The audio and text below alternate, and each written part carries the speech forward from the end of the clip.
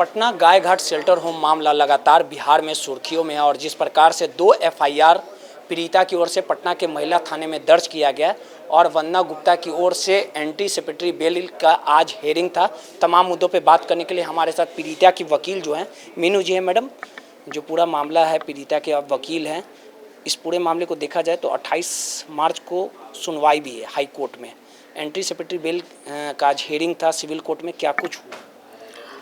Bell उनकी नहीं होगी लोअर कोर्ट से। उन्होंने, उनके वकील ने नो कोर्सिव स्टेप के लिए पहल की थी, पर कोर्ट ने डिनाई कर दिया सरासर कि इस तरीके के संगीन जुर्म में हम नहीं करेंगे और केस डायरी की मांग की है। और इसमें एक बात और भी आ जाएगी कि पुलिस ने अभी तक इन्वेस्टिगेशन कितनी तक बढ़ाई है वो भी कोर्ट ने मांग कर दी है। केस डायरी की जो पुलिस एसआईटी टीम ने अभी तक केस डायरी ने सबमिट नहीं किया है और वो बस वंदना गुप्ता को बचाने के लिए वो उनके पक्ष का बस स्टेटमेंट ले रहे हैं। तो ये हमारे लिए अच्छा हुआ कि केस डायरी की मांग हो गई है, तो केस डायरी आ जाएगा कोर्ट में।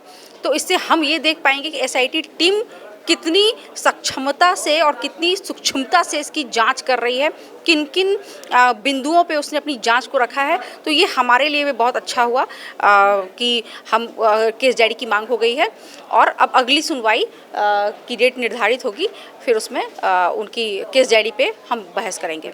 ये जो पूरा मामला है, 2 जो एफआईआर है पटना के महिला थाने में, दोनों मामलों के लिए बेल लेने के लिए, एंटीसिपेटरी बेल लेने के लिए अप्लाई किया था क्या? दोनों में जब एंटीसिपेटरी बेल के लिए अप्लाई किया तो क्या कुछ जज साहब के सामने, जो वंदना गुप्ता की जो वकील है, उन्होंने क्या कुछ बात रखने का उनके द्वारा यही दलील रखी गई थी कि वो एज अ प्रोसेस जो गाइडलाइंस है, हम रिहैबिलिटेशन करवा रहे थे लड़कियों का, हम जो जॉब के लिए उनको भेजते थे, इसके लिए तो हमने जो हम जब अपोज कर रहे थे एज अ विक्टिम लॉयर, हमने यही बोला कि आप रिहैबिलिटेशन उनका करवाएंगे ना जो होना चाहती हैं। आप ज़बरदस्ती किसी का रिहैबिलिटेशन नहीं करवा सकते। जो केस में छूट चुकी हैं, जो बाहर जाना, जिनका अब हो गया है समय कि वो बाहर जाए, उनको रिहा कर दिया गया है, तो आप उसको नाजायज़ तौर पे क्यों रखेंगे रिमांड होम में? अच्छा, दोनों एफआईआर के लिए जी हाँ, जी हाँ, दोनों ही केसेस में 13-22 और 17-22 दोनों महिला पीएस। उनके वकील जब एक बात बोले थे कि हाँ, जो पीड़िता है उसका मतलब माँ के हत्या में वो ये सब बातें, जी हाँ, वो कह रहे थे कि वो एक्यूज्ड हैं और फिर उन्होंने खुद ही बोला कि उनको ट्रायल कोर्ट ने, जेजेबी कोर्ट ने रिहाई कर दी, उन पे कोई केस नहीं बना। तो आप ये गुमराह कर रहे हैं ना कोर्ट को कि जब कोर्ट ने ही रिहाई कर दी तो आप उसको एक्यूज कैसे बोल सकते हैं? और कोई तो ये सारा चीज़ एक कोर्ट को गुमराह करने की प्रोसेस दिख रही थी कि वो गुमराह करके बेल लेना चाह रही थी, लेकिन कोर्ट किसी भी मूड में नहीं था उनको बेल देने का। एडीजे 1 के यहाँ था। हाँ, दोनों बेल कैंसिल हो गया उनका। कैंसिल नहीं कहेंगे अभी से, हाँ, केस डायरी की मांग कर दी गई है और कोर्ट इंक्लाइंड नहीं है उनको बेल देने के लिए और एंटीसिपेटरी बेल तो उनको नहीं मिलेगी इतने संगीन देखने के बाद। कि नहीं, केस डायरी बस इसलिए मांग की गई कि इन्वेस्टिगेशन कितनी हद तक आगे बढ़ा है, पुलिस ने अभी जो एसआईटी टीम है पुलिस की, वो उसने कितने हद तक काम किया है। कोर्ट की जो प्रक्रिया है, मान लीजिए जब केस डायरी आ जाएगा तो उसके बाद जो है वो बेल उनको यहाँ से मिलेगा कि बेल को खारिज कर दिया जाएगा फिर हाई कोर्ट में?